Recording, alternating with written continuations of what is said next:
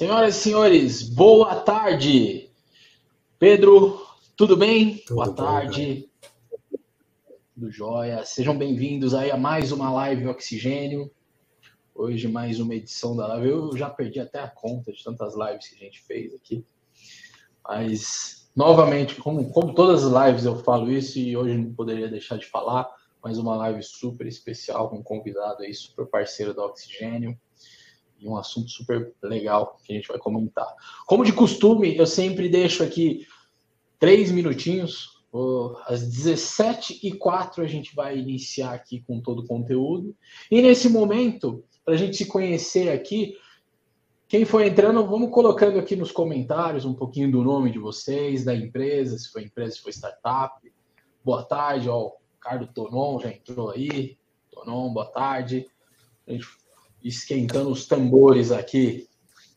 Esquentando é uma palavra que a gente está precisando, né, Pedro? Tô com o aquecedor ligado aqui em casa. Olha só. Eu tô até com calor. O assunto é bom assim, dá até calor. Core Pinheiro, boa tarde, Core. Obrigado aí pela sua participação.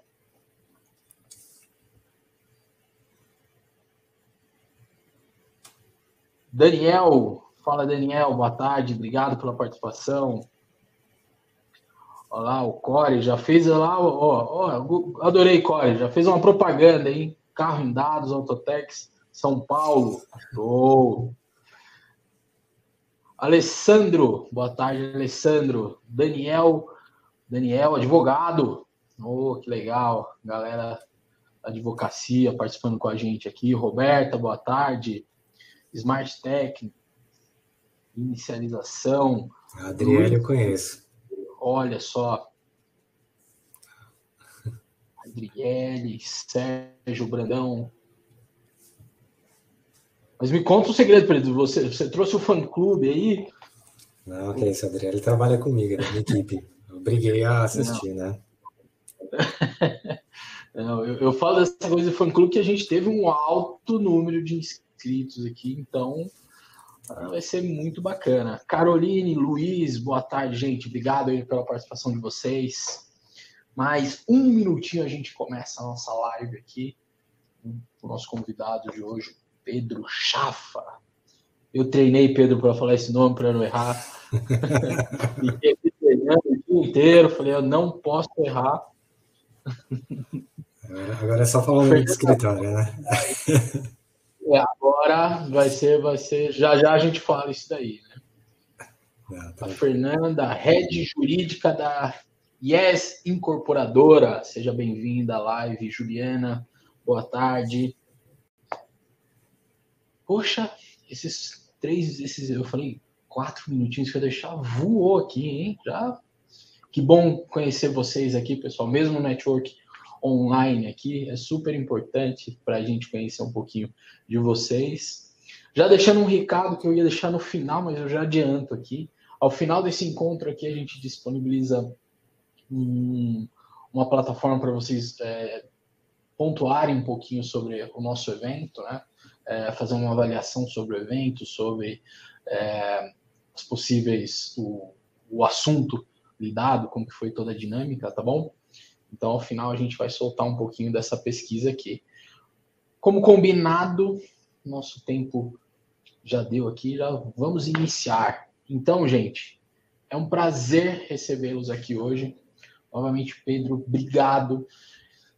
Vamos ver se a galera veio por causa desse assunto, que esse é um assunto legal, hein? Sua startup precisa de um plano de stock option ou vesting.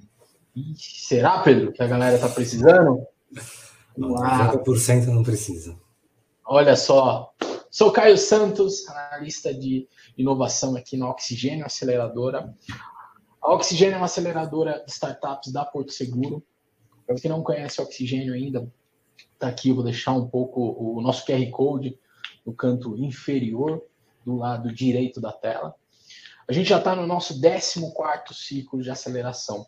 Já aceleramos mais de 70 startups. Se você conhece uma startup ou se você é uma startup que tem uma solução aqui para Porto, as inscrições já estão abertas aí para os nossos próximos ciclos. Convido vocês a conhecerem. Isso aqui é um mapa das startups que a gente acelera desde 2016, e isso só tende a crescer. Daqui um tempinho, daqui uns meses aí, Pedro, eu vou ter que fazer isso em 3 slides, né? Porque, ó, tá crescendo demais, então já tá bem legal. Criamos esses eventos, essas lives do Oxigênio, no intuito da gente falar um pouco de inovação aberta, de empreendedorismo, de tecnologia, né, de inovação, da gente trocar junto desse ecossistema gigantesco que a gente tem, né?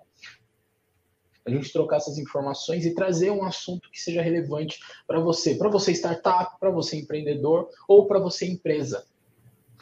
Hoje, a gente tem o prazer de trazer um grande parceiro aqui do Oxigênio, que já ajudou a gente bastante, ajuda a gente até hoje, ajuda muitas startups, não só das Oxigênio, mas todo o ecossistema aí. O Pedro, sócio da... Agora vem um segredo aí, gente. Fiquei treinando também. Eu falei SBAC, ele falou que é como que é, Pedro? SBCA.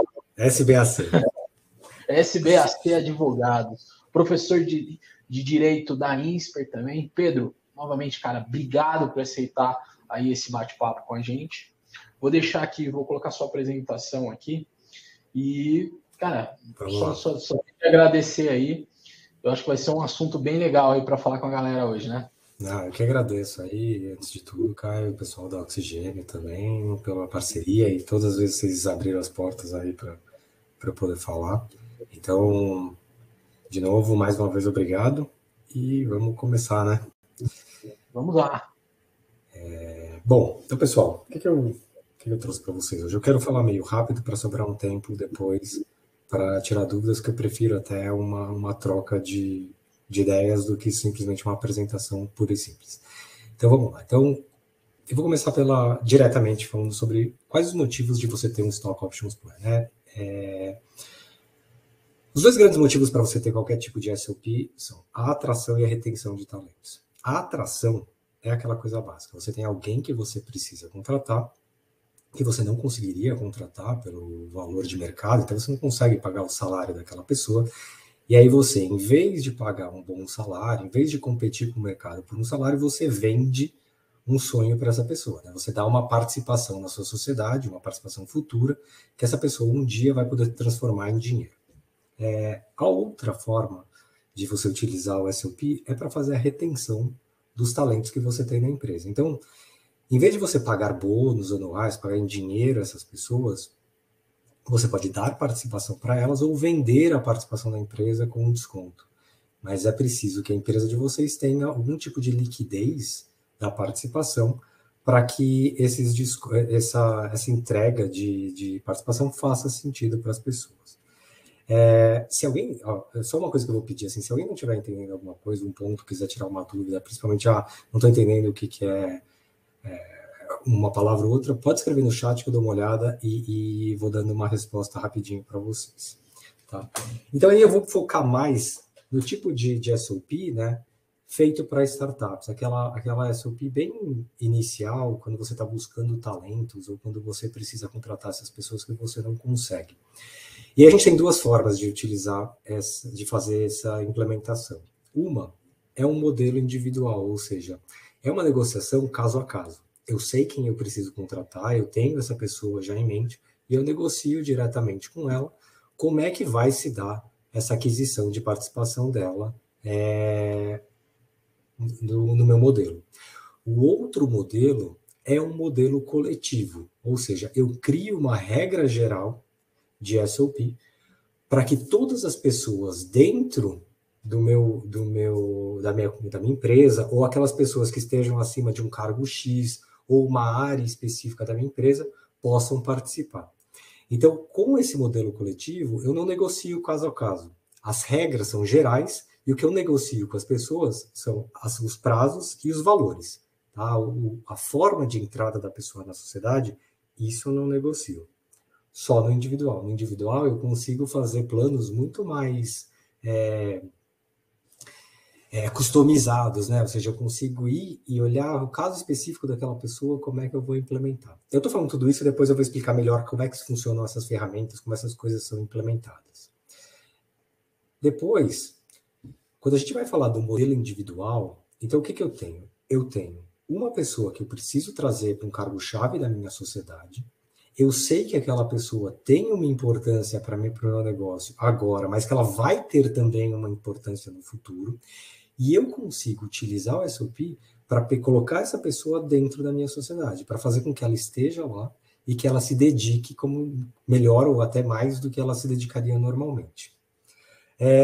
Como é um caso, como normalmente se faz? Então, por exemplo, eu sou uma startup pequena que eu preciso de um CTO, eu não tenho dinheiro para pagar o salário de um CTO de mercado. Eu vou em alguém de uma grande companhia, de alguém que não quer mais trabalhar no mercado normal e gostaria de trabalhar no startup, e eu ofereço para essa pessoa uma participação futura da minha sociedade para que ela venha para a minha empresa. Quais são os grandes riscos, né, de eu fazer isso? É a falta de dedicação da pessoa. Então, no momento em que você entrevista, a pessoa parecia ótima, parecia maravilhosa, mas depois de um tempo que se passou, ela já não se mostra mais tão dedicada.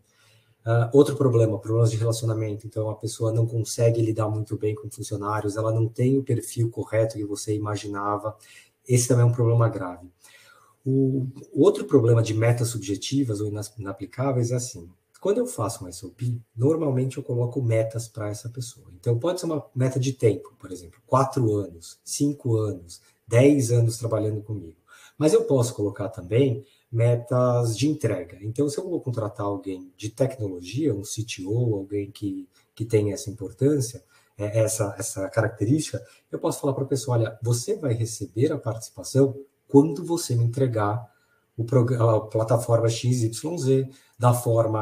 desta forma, quando você, se for alguém de comercial, por exemplo, quando você me trouxer clientes que batam o faturamento de X, então eu consigo criar metas que não sejam simplesmente metas temporais. Qual é o problema de eu criar metas muito alternativas? É a criação de metas subjetivas, né? Metas que eu não consigo facilmente explicar para a pessoa e que depois de algum tempo eu vou ficar a ver navios, assim, eu vou ficar conversando, discutindo com aquela pessoa se ela atingiu ou não a meta. O Walter perguntou se eu posso trabalhar com coletivo e individual ao mesmo tempo. Eu posso.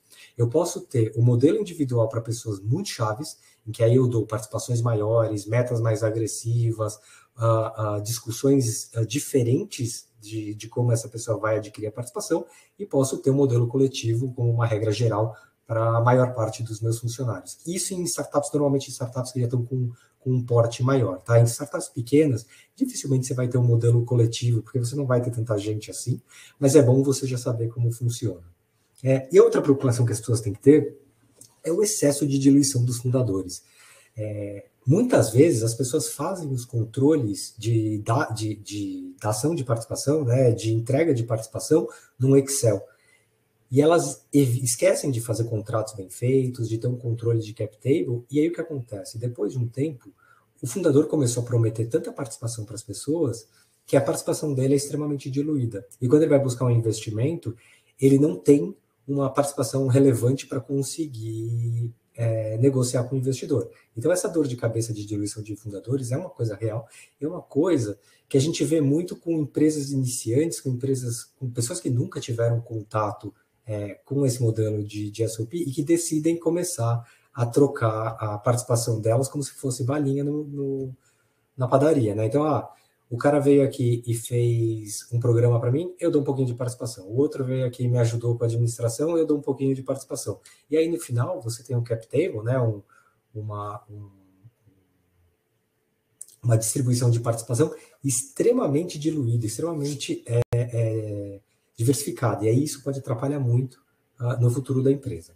Outra coisa que acontece bastante são atritos que existem por causa da negociação do SOP e atrapalham o dia a dia da empresa. Ou seja, o meu contrato de SOP com o funcionário ou é muito agressivo, ou ele é subjetivo e pode gerar atritos na hora de conversão. As metas de liquidez, e quando eu digo liquidez, eu vou falar muito isso, então já vou explicar agora. O que é a liquidez? A liquidez é como que a pessoa que está recebendo esse direito de comprar a participação na sua sociedade, né, de entrar na sua sociedade, vai transformar essa participação em dinheiro. Normalmente isso acontece no momento da venda, acontece quando há um investimento vultuoso. Antes disso, dificilmente a pessoa consegue transformar a participação em liquidez. Então, o que acontece? às vezes a pessoa ela não tem noção de como funciona essa transformação da participação em dinheiro. E ela passa anos esperando que a participação dela seja transformada em dinheiro. E isso começa a gerar um atrito, a pessoa começa a achar que está sendo passada para trás, que os fundadores não estão auxiliando ela. E aí a gente começa a ver que o SOP, que seria uma coisa para ajudar a sociedade, começa a atrapalhar, tá? E aí depois, uma coisa bem comum que acontece é a entrega de participação para pessoas que não eram relevantes para a sociedade. Então, isso a gente via há uns 5, 6 anos atrás, a gente via bastante, principalmente quando as startups utilizavam software houses para criar as plataformas, para criar os sites, era troca de participação por trabalho. Acontecia isso também com advogado, acontecia com outros prestadores de serviço. Então, a sociedade entregando participação para pessoas que iam prestar serviços específicos e que não faziam sentido para a empresa no longo prazo. Tá? Então, a gente tinha essas pessoas que estavam lá só como esperando o dia que elas poderiam vender a participação delas e atrapalhando o futuro da empresa, principalmente em novas rodadas de investimento ou na criação de novos SOPs, né, de entrega de participação para outros funcionários. O Luiz está perguntando se ele pode separar 20 ou 10% da empresa. Eu vou falar sobre Stock Option Pool daqui a pouquinho, pode deixar. Aí a gente vem depois, diferente do modelo individual, ele é feito para agradar muita gente, né? Então a gente tem ali uma definição de uma participação para um grupo de funcionários, né? Que pode ser já pré-definido, então você pode falar, olha, os funcionários X, Y, Z vão receber, ou todo mundo que estiver acima do cargo de gerente, quem for acima do cargo de diretor, todo mundo que é da área de tecnologia ou algo do tipo, vai ter o direito a receber participação da sociedade, né? E aí o que acontece? Você tem um documento que é a regra geral de participação na sociedade, né? de aquisição de participação na sociedade, e ali você vai definir para todo mundo como que funciona. E a negociação individual fica só na participação que a pessoa vai ter direito e no valor que ela vai pagar e no prazo que ela vai demorar para conseguir a participação dela. Normalmente, esses modelos, eles são utilizados para grandes empresas, tá? Então, grandes empresas normalmente têm esses modelos de participação para agradar os seus funcionários. E aí o risco deste modelo, e o principal risco desse modelo, é que, principalmente em sociedades de capital aberto, aqui é a única vez que eu vou falar de empresas de capital aberto, é que existe o risco das pessoas perderem dinheiro com o modelo de SOP, ou seja, elas podem pagar para comprar a participação da sociedade e o valor ser maior do que o valor de mercado da empresa daqui a alguns anos, por exemplo. Tá? Isso é a única vez que eu vou falar das empresas de capital aberto no SOP. Como isso acontece em startups e qual é o grande problema para as startups? É você criar um plano que é pouco atrativo para os beneficiários, ou seja, um plano que tenha pouca liquidez, é um plano que não há a possibilidade de transformar a participação em dinheiro é reduzida. Por exemplo, é uma empresa que não tem nenhuma perspectiva de fazer um IPO, né, de abrir capital na bolsa. Se você montar um plano de SOP de uma empresa que não vai distribuir dividendo nesse momento, que não vai fazer IPO, que talvez que demore muito para ser adquirida por outra empresa, você vai estar lá com um grupo de funcionários bem grande, extremamente descontente, porque eles trocaram um bônus que eles imaginavam ali em dinheiro, que poderia ser utilizado na hora, por uma possibilidade futura de recebimento. E essa possibilidade, esse futuro nunca chega, né? Então, isso aí pode gerar aquele atrito que eu falei. A segunda coisa é essa questão da liquidez da participação. Essas empresas que não têm liquidez, que não conseguem transformar a sua participação em dinheiro, elas começam a gerar esses atritos com funcionários. E vamos pensar, como que uma startup consegue transformar participação em dinheiro? Tem poucas maneiras. A primeira delas é ela ser adquirida por uma outra empresa, ou seja, uma empresa maior, pode ser um corporate venture, uma grande companhia, uma outra startup, vai lá e compra essa empresa.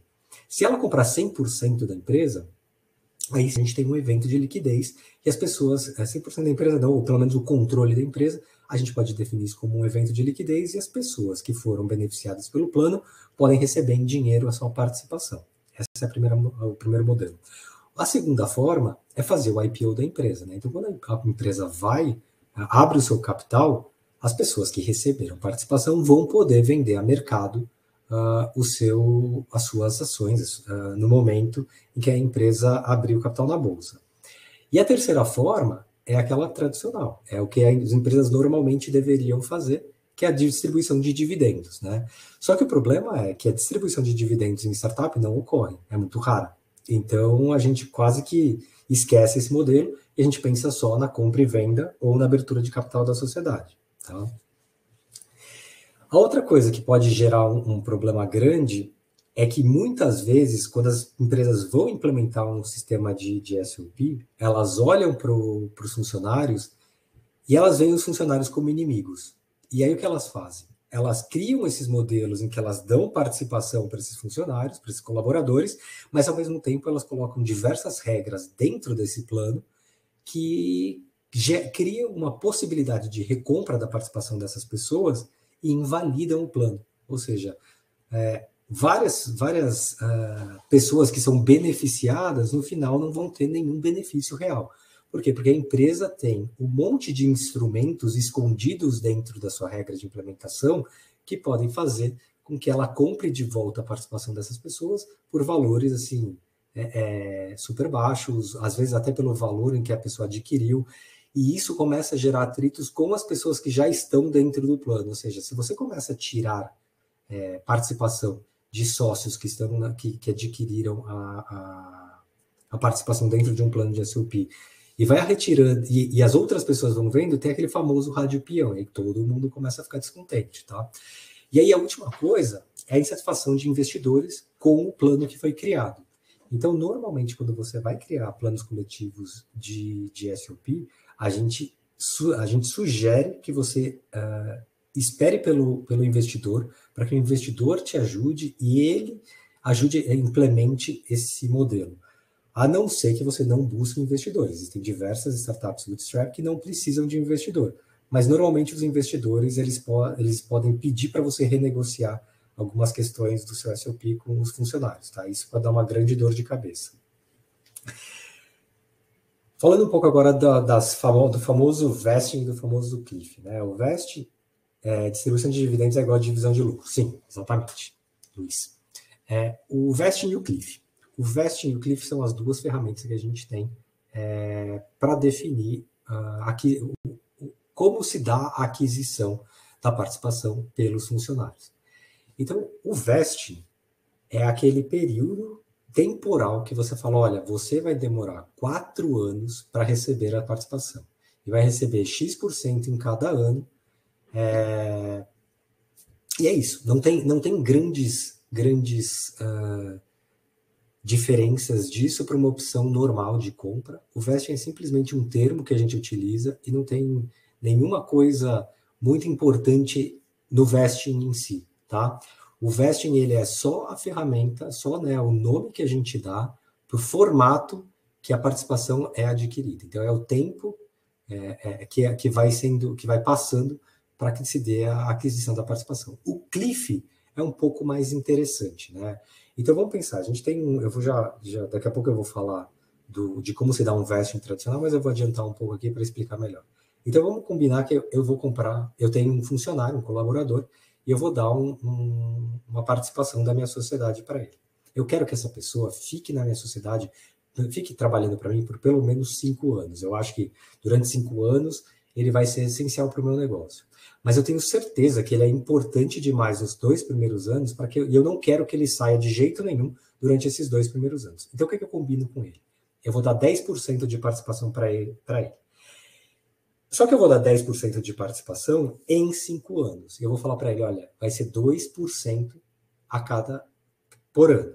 Então, você recebe 2% no primeiro ano, 2% no segundo ano, 2% no terceiro, no quarto, no quinto, e dá um total de 10% de participação. Este é o vesting. Você tem 5 anos de vesting em que você está ganhando participação. O cliff, para mim, é o mais importante. Como eu quero que aquela pessoa fique pelo menos 2 anos trabalhando para mim, eu falo para ele, mas o seu cliff é de 2 anos. Então, durante esses 2 primeiros anos, apesar dele ter o direito de adquirir a participação, né, dele ganhar esses 2% no primeiro ano e 2% no segundo ano, ele só vai poder realmente comprar aquela participação, né, adquirir aquela participação a partir do primeiro dia do terceiro ano. Então, assim, esses 2 primeiros anos era o período que, para mim, era imprescindível que ele estivesse dentro da sociedade. Se ele sair antes de 2 anos, ele não tem direito a nada. Se ele sair depois de 2 anos, ele já tem direito àquelas 2 anos iniciais e depois, ano a ano, ele vai ganhando um pouquinho mais, tá? Gatilhos, né? A opção de compra, ela sempre tem metas, né? E ela sempre é disparada com os gatilhos. Os gatilhos, eles têm que sempre ser, como eu já disse algumas vezes, ele tem que ser muito claro e muito objetivo. Qualquer pessoa que leia o documento tem que entender quais são os gatilhos. O padrão e o melhor de todos é tempo. Tempo é indiscutível, é fácil de se calcular, é fácil de se utilizar. E mais do que isso, você pode, como dono do seu negócio, empreendedor, demitir a pessoa, né, a qualquer momento, porque não está dando certo, porque o negócio não está indo bem, porque aquela pessoa não era aquilo que você imaginava. Então, a questão do tempo, ela realmente reflete se aquela pessoa tinha ou não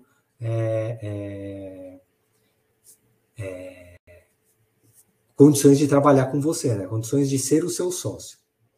Mas, como eu disse, existe também a possibilidade de você criar outras metas, dependendo de como a pessoa atua. Então, se a pessoa é uma pessoa de tecnologia, se o colaborador é alguém que te interessa porque ele vai criar a plataforma, porque ele que está fazendo toda a arquitetura da minha plataforma, ele que faz toda a parte de mídias sociais do meu negócio, então eu posso mexer com outros tipos de entregas, de faturamentos, com outros tipos de meta. Existem algumas, por exemplo, algumas metas de valorização da sociedade. Como é que eu calculo valorização da sociedade numa empresa que não está no mercado aberto, né? Que não está com capital aberto, que não está na bolsa? Eu normalmente falo sobre valuation em rodadas de investimento, tá? Então aí a gente define, olha, a meta é que o valuation da empresa chegue a tanto, ou a meta é que você me entregue XYZ, a meta é que você me traga tanto de faturamento. Qual é o problema de você criar esse tipo de meta? Por exemplo, metas de faturamento. Muito comum a pessoa já fala assim, olha, eu vou criar as metas de faturamento. Então, no primeiro ano, você tem que me trazer 1 milhão de faturamento. No segundo ano, você tem que trazer mais 2 milhões de faturamento. No terceiro ano, 4 milhões de faturamento. O problema é que você tem essa visão de longo prazo, mas você não tem certeza absoluta se aquilo é aplicável ou não para o seu negócio. Então, você cria metas que são irreais, né? Metas que não são aplicáveis para aquela pessoa, ou metas que fazem muito sentido no primeiro ano da sociedade, mas que depois não fazem, porque a startup muda a forma de atuação, porque a startup ela percebe que ela precisa mudar a forma de faturamento, precisa mudar o tipo de cliente que ela vai atrás. Então, metas de longo prazo, sabe, quando você vai falar de 5, 6 anos para uma startup, você não pode criar esse tipo de métricas que possam ser facilmente alteradas, tá? E essas metas subjetivas, quando elas são mal feitas, elas vão criar o atrito e elas vão criar insatisfação com os colaboradores. Tá? Aí vamos falar de Stock Option Pool. O Stock Option Pool é a separação de um pedacinho da sua sociedade para os futuros colaboradores, né? Para os futuros beneficiários. Por que as pessoas fazem isso? Então, vamos considerar uma empresa que tem 1.000 cotas, né? E aí você tem lá 100%. Desculpa, Alessandro, é possível sim criar um gatilho e revisar as metas e repactuar as metas. Mas qual é o problema de você fazer isso? O grande problema de você todo ano refazer as metas é que todo ano você vai estar negociando com o seu funcionário, né, com o seu colaborador. Se tiver qualquer tipo de atrito, né, se tiver qualquer tipo de dor de cabeça, você vai entrar numa briga constante com ele. Então é sempre bom você fazer todo tipo de combinação no primeiro dia, né, no D0, antes do barco sair. Depois que o barco começou a afundar, depois que começou a entrar água, é muito difícil você alterar qualquer coisa, porque as duas partes têm que estar de acordo. E para as duas partes estarem de acordo, dificilmente você vai conseguir isso depois que, por exemplo, numa meta de faturamento. O funcionário nunca vai aceitar uma meta que ele perceba que é impossível para ele. Ao mesmo tempo, você vai querer aumentar uma meta que você está percebendo que é muito fácil para o funcionário. Se você repactuar alguma coisa, vai ser complicado, né?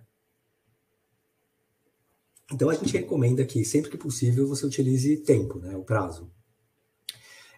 Aí, voltando ao Stock Option Pool, então eu separo ali para da minha sociedade um pedacinho dela, e aí os colaboradores eles só vão ter direito à participação dentro desse pool. Ou seja, eu tenho uma sociedade que tem 1.000 cotas, eu separo 100 cotas para que sejam utilizadas para o Stock Option Pool. Por quê? Porque daí essa participação que já está separada, ela não tem como diluir os novos investidores, né, os novos sócios que vão entrando. Por que eu faço isso? Normalmente quem manda você fazer o Stock Option Pool é o investidor. Por quê? Porque ele exige que você crie esse Stock Option Pool antes da entrada dele. Então vamos considerar em participação. Vamos lá, ele fala para você, olha, você tem que ter um pool de 10%, que é o mais comum no mercado. Por que ele faz isso? Porque quando ele cria esse pool de 10%, ele garante que no momento que ele entrar na sociedade, que o investidor entrar na sociedade, nenhum colaborador que tem o Stock Option vai diluir ele. Tá? Então ele já faz a trava da diluição do Stock Option para os fundadores e impede que esse Stock Option Pool, que esse Stock Option dilua os investidores no futuro. Tá? E aí, além disso, você consegue lidar melhor e saber exatamente o quanto que você pode distribuir para os seus colaboradores, tá bom? Agora eu vou falar do que realmente importa, né? Que são os 3 modelos diferentes de SOP que a gente utiliza no mercado, principalmente com startups iniciais. A gente tem o modelo tradicional, o modelo inverso e o modelo Phantom. O modelo tradicional é aquele que é utilizado em quase todas as startups, que todo mundo fala, que é no super comum dos Estados Unidos. Como é que ele funciona? O colaborador, ele começa sem nenhuma participação, ele tem um contrato com a sociedade que combina com ele 4 anos de vesting, ou seja, durante 4 anos ele vai estar vestindo a participação, recebendo a participação dele, e ele vai ter 1 ano de cliff. Então ele tem 1 ano para se provar e 4 anos para receber a participação dele. A aquisição ela pode ser feita, né, mensalmente, trimestralmente, semestralmente ou anualmente. Ou seja, deixa eu só passar aqui para ficar mais claro para vocês. Se eu combino com alguém que ele vai receber 10% de participação da minha sociedade em 4 anos, e ele vai ter um cliff de 1 ano, e a participação dele vai ser semestral, né, a aquisição semestral, o que acontece? No primeiro ano ele não tem nada, nos 6 primeiros anos ele não tem nada, a partir do 12º mês, ou seja, a partir do primeiro dia do 13º mês, ele começa a ter direito à participação que foi combinada, tá? Então aí você vê a evolução da participação que ele tem direito, tá bom? Quais são os prós e contras desse modelo? O pró é o modelo comum, é o modelo que as pessoas mais utilizam no mercado. Então é fácil de entender, é fácil de explicar, e as pessoas não vão ficar discutindo com você por que você fez daquele modelo. Outra coisa, a sensação de dono que você dá para o seu funcionário, a partir do momento que ele tem o direito ali às participações que ele pode adquirir, começa a fazer sentido. Então ele deveria trabalhar mais e trabalhar como se ele fosse dono da empresa, né? Como se ele tivesse aquela dor de dono. Quais são os contras?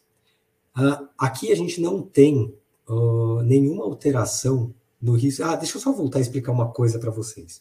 Aqui está falando vestido e não vestido. Vestido não quer dizer que a pessoa está dentro da sua sociedade. Vestido quer dizer que ela tem direito a adquirir a participação. Por quê? Porque várias vezes a gente faz tudo isso e fala que ele só vai entrar na sociedade quando tiver um evento de liquidez, ou quando a gente converter a empresa para uma SA, ou quando passar um tempo. Não necessariamente uma pessoa que vestiu toda a participação, entra na sociedade, tá? E o que isso altera? Então, por exemplo, nesses casos, a pessoa continua como CLT, ou ela continua como uma PJ, ou como uma MEI, dependendo de como você paga a pessoa. Então, os riscos trabalhistas daquela pessoa continuam existindo de acordo com a forma que você paga. E outra coisa, nesses casos, você não consegue pagar esses funcionários por prolabore ou por distribuição de lucros, se a sua empresa puder fazer esse tipo de pagamento. A maioria das startups não podem, mas algumas conseguem, tá? Porque se você considerar que grande parte do investimento de startups é em mão de obra, você passa a ter ali uma possibilidade de diminuir os seus custos e transformar isso em distribuição de lucro e pagar os funcionários por distribuição de lucro. Funcionários não, colaboradores. Aí a gente tem um outro modelo, que é o vesting inverso. Como é que ele funciona? O vesting inverso A gente coloca, já dá toda a participação para o colaborador, então ele já começa com a participação total, ele já começa dentro do contrato social da empresa, a gente já faz as alterações necessárias para que ele tenha participação no capital social, e aí essa pessoa, em vez dela ir adquirindo o direito de comprar a participação, é a sociedade que vai perdendo o direito de comprar a participação dela. Por quê? Porque a sociedade, nesse caso, vai ter uma opção de compra contra esse colaborador, que começa em 100% das opções que ela tem e vai decaindo com o tempo. Tá? Esse modelo, ele é mais utilizado com empresas que possam fazer distribuição de lucro, depois eu vou explicar o porquê, e ele também é utilizado com fundadores. Tá? A gente pode utilizar isso, pensar nele também como um vesting de founders. Tá? Por quê? Porque são pessoas que têm a participação e que vão perdendo e que podem ser comprados dependendo do que acontecer. Então, só para deixar claro para vocês aqui. Então, se vocês verem aqui, tá verde e vermelho, ele não tá só vermelho. Por quê? Aqueles 10% que a pessoa tem direito, ela, na verdade, já está dentro da sociedade com 10%. Então, numa sociedade com 1.000 cotas, ela já aparece no contrato social com 100 cotas. Existe um contrato de opção de compra, né, um contrato de gaveta ali entre a sociedade e esse colaborador, que fala, olha, até os 12º mês, eu tenho o direito de recomprar 100% da sua participação. Vou lembrar que todos os números aqui são hipotéticos, tá? Eu só usei 10% porque fica mais fácil. Eu tenho o direito de recomprar toda a sua participação. Depois, semestralmente, o meu direito vai decaindo até chegar no último ano, né, no 4º ano, e a sociedade não tem mais o direito de comprar de volta a participação daquele sócio, daquele colaborador. Qual que é o bom? O que é realmente interessante nesse modelo? O cara é dono desde o começo, né? A pessoa se sente dono desde o dia zero. Outra coisa, eu posso pagar essa pessoa por prolabore e por dividendos. Principalmente em sociedades que conseguem gerar lucro, pagar por dividendo é muito bom, enquanto a gente não tiver uma reforma tributária, porque não existe tributação em dividendos. Então, o que for combinado com o funcionário é o que é pago no final do mês. Tá? O risco trabalhista é menor, por quê? Porque como essa pessoa é sócia da sociedade, para ela entrar na justiça trabalhista, ela vai ter que demonstrar, e aí ela vai ter que destruir esse argumento e falar assim, olha, na verdade eu não era sócio, eu não tinha 10% da empresa, era só uma simulação, o que não é, entendeu? Ele já estava dentro da sociedade, ele era sócio, ele estava no contrato social, então você mitiga bastante o risco trabalhista da empresa. E se tudo der certo, né, se passou os anos que foram combinados, as metas que foram combinadas e a pessoa cumpriu com tudo que deveria ser feito, a sociedade não precisa fazer nada. Tudo está resolvido, chegou no final do ano, no final do 4º ano, ótimo, a pessoa está lá e continua com a sua participação. Quais são os contras? É um modelo menos usual, né, é um modelo que a gente utiliza menos, então precisa ser mais explicado. Ela tem um problema muito grande, que é o colaborador é seu sócio. Se o colaborador é seu sócio, você precisa ter um ótimo acordo de sócio. A pessoa precisa entender muito bem o que é ser sócio. Tirar uma pessoa de dentro de uma sociedade que não tenha bons documentos, né, que não tenha bons acordos de sócio, que não tenha um contrato social bem elaborado, que não tenha uma opção de compra bem feita, pode dar dor de cabeça. Tá? Então, é mais fácil você evitar alguém de entrar na sua sociedade do que tirar alguém de dentro da sociedade. Tá? E por último, dependendo do tipo de participação que ele tenha na sociedade, se é ordinária, preferencial, ele vai participar das decisões. E ele vai ter acesso às informações da sociedade. Então, informações contábeis, como qualquer outro sócio tem direito. Tá bom? Então, esse é um modelo que é mais utilizado se você tiver certeza absoluta que aquela pessoa vai ser seu sócio no futuro, né? Que você quer aquela pessoa para sempre do seu lado. Tá bom? E aí, por último, a gente tem um outro modelo que chama o Phantom, né? O Phantom é um modelo que evita com que o colaborador seja sócio da empresa. A única coisa que ele vai ter direito é aos frutos. Ele não tem direito à participação, ele tem direito aos frutos que aquela participação que você combinar daria para ele. Então, quando a gente fala em liquidez de novo, os frutos poderiam ser os dividendos, poderiam ser os valores eventuais que ele receberia numa venda e tudo mais. Só que em vez dele ter um contrato com a sociedade, ele tem um contrato com os sócios, né? Então vamos pensar aqui, ele tem um contrato com o fundador. Qual que é a vantagem da gente ter esse modelo com o fundador? Então aqui, só para vocês terem uma ideia, é exatamente a mesma coisa, o vesting é igual. Só que o que acontece? Tudo isso que ele está vestindo não é a participação. Não é a participação. É só o direito de receber os frutos daquela participação. Então eu vou explicar agora como é que funciona. O fundador, os sócios, quem quer que seja, tem um contrato com o colaborador falando para ele que o dia que a participação combinada com ele, então vamos considerar que eu sou um dos sócios, né? Eu sou o sócio majoritário, tenho 90% da participação na empresa. Eu e mais um amigo temos 100% de participação na minha empresa. A gente vira para um colaborador que a gente tem interesse em fazer o Phantom e fala, olha, o dia que a empresa for vendida, você vai receber 10% do valor que a gente receber. Então, existe um contrato de gaveta entre esses dois fundadores e esse colaborador, falando que no dia da venda da empresa, aquele cara vai receber 10% do valor líquido que eu receber. Qual que é a vantagem de eu fazer isso? O colaborador nunca vai virar sócio da minha empresa. Ele nunca vai participar de nenhuma decisão. Ele não vai aparecer no meu contrato social. Se tiver algum motivo que aquela pessoa poderia gerar algum problema de estar no meu contrato social, o Phantom é super importante, porque aquela pessoa nunca vai entrar. 2, o colaborador não vai influenciar de forma alguma nas decisões da empresa, nem nas decisões de dia a dia, que os sócios tomam em assembleia, por exemplo, nem decisões de investimento. Então, ele não participa de rodadas de investimento, ele não precisa saber como é que os investimentos estão sendo feitos na sociedade. Os investidores não precisam saber que esse Phantom foi dado para o colaborador, tá? Porque, assim, como é um acordo entre os fundadores ou os sócios e o colaborador, não interfere em nada para a empresa, tá? Não interfere em nada para os investidores. Então, aquela pessoa, ela só tem a relação com os fundadores. Terceira coisa, a obrigação de pagamento, a obrigação de transformar o Phantom em dinheiro só acontece no momento que os fundadores receberem dinheiro. Então, a partir do... É aquele ganha-ganha, né? O colaborador só ganha no momento que o fundador ganhar também. Tá? Então, eles ficam completamente vinculados um ao outro. Tá? E é aquilo que eu falei, ninguém precisa saber que esse acordo existe. Então, o Phantom, ele é o melhor modelo que tem quando você não quer poluir o cap table, quando você não quer poluir o capital social da empresa, quando você não quer que os investidores saibam que há ou não algum colaborador tem um direito de participação.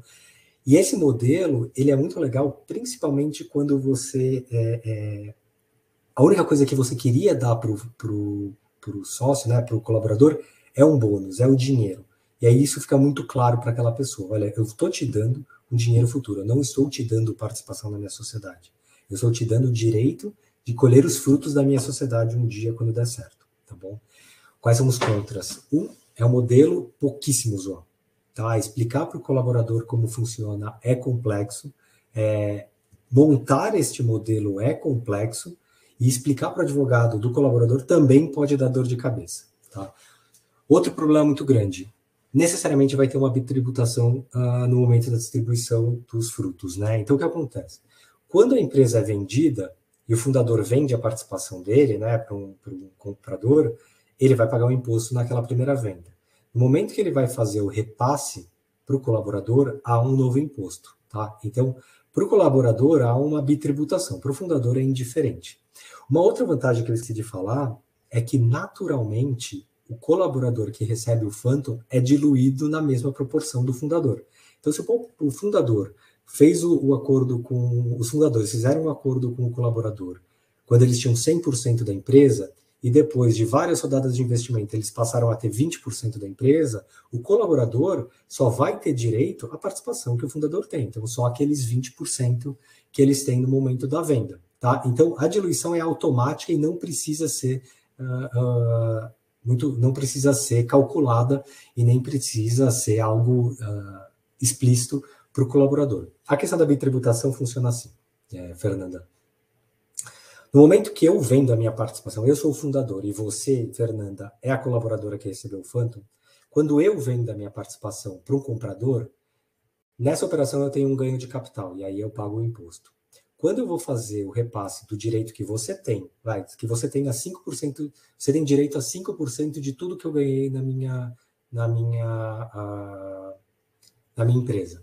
Então aí, eu vou pegar e vou repassar 5% para você, né? Aquele 5% que você teria direito. Existe ali também uma tributação nesse repasse. Então eu tributei a minha participação, né? O meu ganho de capital, eu paguei o meu ganho de capital, e para o colaborador, ele não vai receber 5% sobre o valor total da venda, né? Que era o que ele receberia se ele vendesse. Ele vai receber 5% do valor líquido que eu receber, tá? Então, se eu tenho 20% da empresa, ele não vai receber 5% de 20%, ele vai receber 5% de 18,5% do valor recebido. Não sei se ficou claro. Mas é isso, entendeu? Existe o tributo da compra, do ganho de capital da minha venda como fundador e depois do meu repasse para o colaborador. Então, são duas tributações, tá? O que é importante que tem em qualquer documento de SOP? As metas de aquisição, como eu falei. Todas têm que ser muito claras, todas têm que ser objetivas. Os prazos para aquisição dessa participação e, mais ainda, os prazos para você fazer as comunicações de aquisição, o prazo que ele tem depois que aconteceu o evento de liquidez para adquirir a participação, como que essa opção se relaciona com diferentes eventos, ou seja, se eu vendi a sociedade, se entrou um novo investidor, se entrou um novo sócio, se eu fiz um IPO antes do momento do fim do vesting, existe aceleração desse vesting ou não tem? O que é aceleração de vesting? Vamos lá, combinamos lá aqueles 4 anos. Quando você está no 3º ano, eu vendo a empresa. O que acontece com aquele meu 4º ano? Acelera, ou seja, eu vou considerar que você vestiu tudo ou não? Ou você só vai ter direito aos 3? Isso tem que estar combinado, tá? Normalmente a gente acelera. Mas se a pessoa não tem nenhuma relação com um evento de liquidez, não tem por que acelerar. Então a gente pode também falar que não tem nenhum tipo de aceleração, tá? E isso também vale para o cliff. A pessoa está dentro do período de cliff e vende a empresa. Ganha ou não ganha participação? Depende do que você combinar com ela. Formas de recompra da participação, ou seja, a pessoa entra na sociedade, mas a sociedade ainda quer manter durante um período a possibilidade de tirar aquele colaborador, e aí você pode colocar que você paga um múltiplo do que foi pago, você paga um múltiplo do faturamento da empresa. Existem formas de você tirar o colaborador.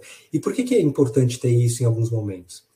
Principalmente quando você está buscando investimento, ter um cap table poluído atrapalha.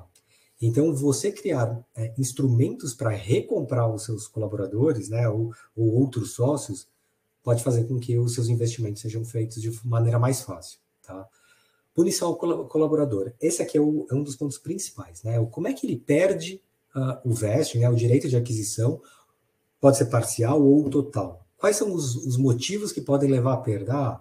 É uma pessoa que é um abandono de trabalho, é uma justa causa, e aí a gente define o que é justa causa, e aí a gente define claramente os motivos da punição e a punição, né? Pode ser uma multa, pode ser uma perda parcial da participação, pode ser uma participação total. O tipo de participação adquirida, isso aqui é muito importante, mesmo em sociedades limitadas. Hoje a gente consegue fazer sociedades que têm participação, tem cotas ou ações ordinárias ou preferenciais. E aí a gente já define desde o primeiro dia que tipo de cota ou de ação que aquela pessoa vai receber.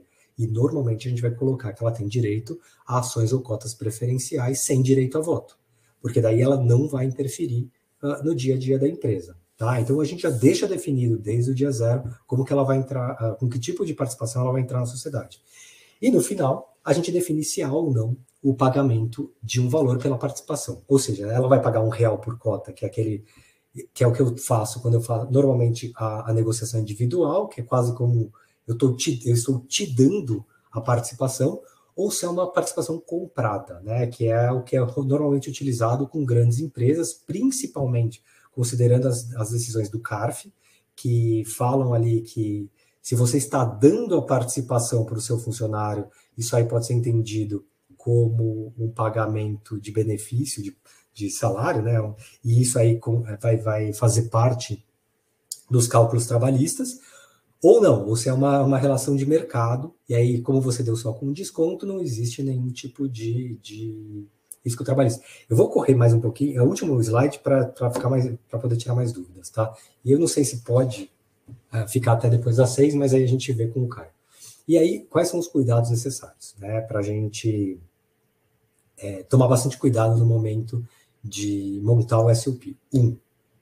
Evitar a qualquer custo cap tables poluídos. Cap table é lá todos os sócios e a participação que cada um tem direito. Eu já peguei empresas que tinham mais de 40 sócios e pessoas que tinham 0,0001% de participação. Isso dá uma dor de cabeça gigantesca, principalmente depois que essas pessoas estão dentro da sociedade, eles vão ter que assinar os documentos da sociedade, eles vão... E imagina assim, você tem 40 pessoas, vai ter um que vai estar de férias, vai ter um que vai ter sido atropelado, vai ter um que você não consegue entrar em contato. Então, evite cap tables muito poluídos. Não dê participação para milhares de pessoas, a não ser que você tenha um controle muito bom sobre todas elas. Evitar a diluição excessiva de sócios, para que vocês não percam muito direito, não percam muita capacidade de negociação de investimentos futuros. Outra coisa, lembrem sempre que a participação na sociedade vale muito mais do que dinheiro, ou seja, ser sócio de uma empresa tem retornos futuros normalmente muito maiores do que o dinheiro presente, né, do que o dinheiro que foi investido agora. Você investe numa sociedade sempre pensando no futuro. Se você troca a sua participação futura por um pouquinho de dinheiro agora, você está vendendo a sua alma. Se você dá 10% de participação para uma pessoa que fez ali o seu site, você está vendendo, sabe, vamos pensar, se a empresa dá super certo no futuro, e o site custava R$5.000 para fazer, e a sua empresa vai fazer um IPO no futuro, você vendeu 10 milhões de reais, por exemplo, por R$5.000. Então tomem muito cuidado, lembrem que participação ela tem um valor que é quase que incalculável, tá? Então, não deem participação por qualquer motivo. Os sócios, como eu falei, têm acesso a todas as informações, e uma coisa que tem que ficar muito claro na cabeça de todo mundo é: brasileiro não sabe ser sócio. A gente não tem cultura empresarial forte. Então, muitas pessoas, depois de entrarem num SOP, num sistema de stock options, de virarem sócios, elas não entendem o que é ser sócio, elas não entendem as obrigações e os deveres de um sócio, elas acham que a partir daquele momento eles são donos do negócio e não precisam mais trabalhar, elas acham que elas são donos do negócio e elas, a partir daquele momento, têm direitos, muito mais direitos do que deveres, tá? E o que a gente mais vê aqui é uma dor de cabeça com pessoas que recebem o vest, né, que recebem o stock option, recebem a participação delas e depois elas não entendem o que elas receberam, tá? Elas não entendem como que a participação delas funciona, o que elas têm para receber, que momento que elas recebem da sociedade, como se portar como sócio de uma sociedade. Elas acham que com uma participação pequenininha, elas deveriam receber muito dinheiro. Eu já vi aqui pequenos sócios, né, pequenos colaboradores que receberam stock options atrapalhando grandes rodadas de investimento, tá? Então tomem muito cuidado com quem vocês chamam para participar da sociedade de vocês.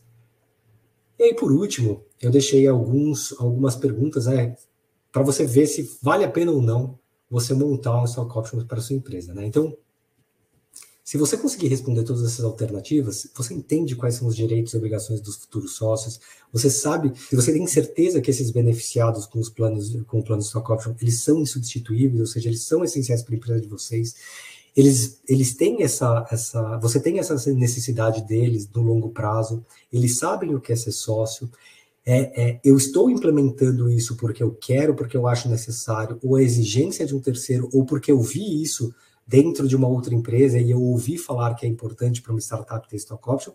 E por último, tem alternativas ao stock option? E sempre tem, tá? A melhor alternativa que eu posso te dar para um stock options mal feito é pagar um bônus. Bônus em dinheiro é muito melhor do que qualquer tipo de stock option que você possa fazer. O difícil é que muitas vezes a empresa não consegue pagar bônus ou dar qualquer tipo de remuneração interessante para os funcionários, para os colaboradores. Então, a gente cria modelos alternativos. Mas o Stock Options, ele deve ser muito bem pensado para que ele não atrapalhe o crescimento da empresa, que ele não atrapalhe o crescimento da startup, que ele não crie atritos desnecessários dentro da startup. Então, uma coisa que poderia ser uma solução vai gerar um problema. E muitas vezes eu vejo advogados vendendo solução, vendendo o Stock Option como solução, porque aquele problema, aquela questão do homem com martelo, né? Para um homem com martelo, todo problema é um prego. E muitos advogados que lidam com startups só veem isso no dia a dia, só veem Stock Option. Então, eles querem botar Stock Option em todas as empresas que eles trabalham. Então, tomem muito cuidado com esse voluntarismo das pessoas venderem aí soluções para vocês. Eu vou falar que assim, 80% das empresas não precisam de Stock Option. Tá? Ou elas acham que precisam e elas não precisavam, ou elas são empurradas por terceiros a fazerem, tá bom? Então é isso, pessoal, assim, desculpa, eu tive que sair correndo, cortei, não deu para explicar muita coisa, mas eu espero que vocês tenham gostado. Eu sei agora, eu não sei quanto tempo ficou para a pergunta, eu espero que tenha ficado um pouco mais. Eu estou à disposição aqui se você quiser abrir um pouco mais de tempo, cara, não sei como são vocês podem ou não. Perfeito. Pedro, poxa, tô aqui impressionado, né? Como o assunto foi muito bem abordado, de forma muito leve. Poxa, eu tava anotando, comecei a anotar as perguntas quando eu percebi você já respondendo, pessoal. Eu dou aula assim, eu gosto das pessoas me interrompendo. Não, isso perfeito, muito legal. Pessoal, o nosso horário aqui é até às 18, então, mas a gente pode abrir exceção para algumas perguntas aqui. Mas antes disso, eu queria pedir para vocês 30 segundos para vocês, para quem não respondeu ainda, eu vi que várias avaliações positivas aqui, o pessoal agradecendo, dando muito parabéns aqui através dos comentários. A gente colocou o link, vai colocar o link novamente aqui para vocês, tá? Da nossa avaliação, se vocês puderem responder um pouquinho, para que a gente consiga até mencionar e ter mais dados nas próximas ações e lives que a gente for rodar aqui. Já deixo um dos comentários que eu vi aqui. Posteriormente, a gente vai colocar esse material, esse conteúdo no nosso YouTube, no nosso canal no YouTube, tá? Então, você vai conseguir acompanhar ele completo. Pedro, tudo bem? Posso abrir umas perguntas aqui para quem conseguir ficar? Fiquem à vontade, pode fazer pergunta. Para quem já deu o horário, agradecemos bastante a participação aí. Pedro, pelo que eu fui acompanhando aqui nos comentários, você foi respondendo quase todas, tá? Vou respondendo aqui. Se alguém ficou sem responder alguma ou tiver alguma dúvida, eu posso ir pegando algumas aqui que eu vi que eu não respondi, se você quiser, Caio. Show de bola. Show. Vamos lá. Então, o Andrew perguntou se o Stock Option só vale partindo do princípio que a empresa já tem um certo faturamento, ou existe a possibilidade de formar esse tipo de sociedade em fases pré-faturamento. Você pode fazer o Stock Options em qualquer momento, tá? A empresa não precisa estar faturando. Então, você montou a empresa, já criou o negócio, já está rodando ela, mas não está recebendo nada. E aí você precisa trazer alguém importante para o seu negócio. Você pode negociar com aquele colaborador, com aquela pessoa específica, e já negociar a participação, porque participação não tem a ver com o faturamento da empresa. Então, você pode sim criar um stock option para empresas em qualquer tamanho, tá? Não precisa estar faturando. Aí a Fernanda perguntou qual que é a diferença de ordinária e preferencial. Então, eu vou tentar dar uma aula de societário em 1 minuto.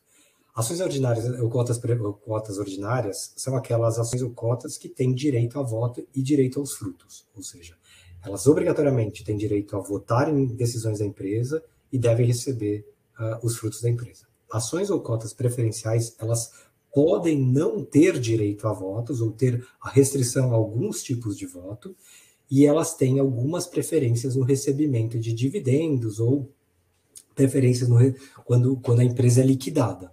Tá? Por que normalmente a gente dá ações ou cotas preferenciais para colaboradores? Porque daí a gente tira o direito desses colaboradores votarem nas decisões da sociedade, tá bom? Lembrando que você só pode ter até 50% de ações ou cotas preferenciais dentro de uma sociedade, tá? Então existe aí um limite do que pode ser feito. Aí o Laerte pergunta se a participação do colaborador também pode ter diluição. Pode e deve, tá?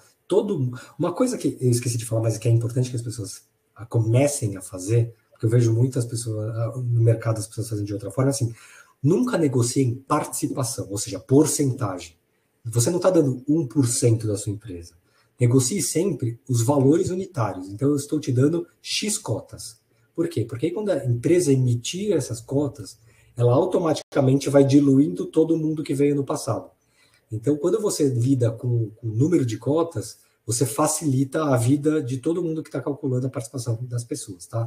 Então, no Stock Options, não fale que você tem direito a 10% da empresa. Diga que você tem direito a 1.000 cotas presentes, tá bom? Todos os números hipotéticos, tá? Deixa eu ver se tem mais alguma coisa. Qual a tributação sobre a venda da parte da empresa para o sócio fundador? É ganho de capital, Felipe, tá? Qual é o modelo da XP? Eu não sei qual é o modelo da XP, tá? Então eu não tenho como te responder, Walter. Como funciona? E aí o Arkson pergunta como funciona a relação entre o capital social e as ações distribuídas. No caso de investidor, podemos fazer venda com ágio, no caso de SUP também. Eu acho que você está perguntando a questão de ágio de mútuo conversível, né? Aí já é uma pergunta meio complexa. Mas no caso de SUP, normalmente a gente não tem ágio no investimento, porque não é investimento, né? E a gente dificilmente vai colocar o colaborador numa limitada. Então, o ágio, a gente evita completamente o ágio no investimento, colocando só eles dentro da sociedade anônima, tá bom? Acho que é isso, Arthur. Eu não entendi muito bem, mas pelas palavras aí, eu acho que era isso que você estava em dúvida. Mais alguma? Tem uma do Marcel aqui, mas aí eu respondo para ele. O do YouTube é Oxigênio Aceleradora. Acho que nas próximas semanas a gente já vai publicar. Acompanhem lá dentro do nosso canal, no nosso YouTube. A gente já publica esse vídeo da nossa live aqui. Então, aí eu posso continuar rapidinho? Claro. O Wagner perguntando se a startup, já sendo uma sociedade anônima, é comum criar stock option somente com preferencial? A gente pode criar stock option só com preferencial, não tem nenhum tipo de limitação para isso, tá? É feito sempre com base no capital social, então, Arthur, eu não estou entendendo a sua pergunta, tá? Desculpa. Depois, se você quiser, me manda um e-mail e aí eu te respondo, porque eu não estou entendendo qual que é a dúvida que você tem. Tá bom? Ótimo. Se alguém tiver mais alguma dúvida aí, só teclar bem rápido agora. Perfeito. Bom, novamente, gente, que conteúdo legal, muito, muito leve. Não é à toa o Pedro é o professor. Então, foi muito legal. O Axel falou que te manda um e-mail aí. Ótimo. Show de bola. Pedro, novamente, obrigado pelo papo. Vamos arquitetar de fazer alguma coisa presencial aqui para essa galera. Legal. Faz um bate-papo aí, a gente consegue estender um pouquinho mais. Então a gente senta aí nas próximas semanas. E você que está participando online aqui, é a sua oportunidade de vir conhecer o Oxigênio. Quero ver todo mundo aqui, então logo a gente discute e coloca alguma coisa aqui no nosso site. Obrigado novamente a todos que participaram aí, uma ótima tarde, um bom restinho de semana aí. E bora lá, gente. Até mais, galera. Pedro, obrigado novamente. Eu que agradeço aí. Um abraço. Até mais. Tchau.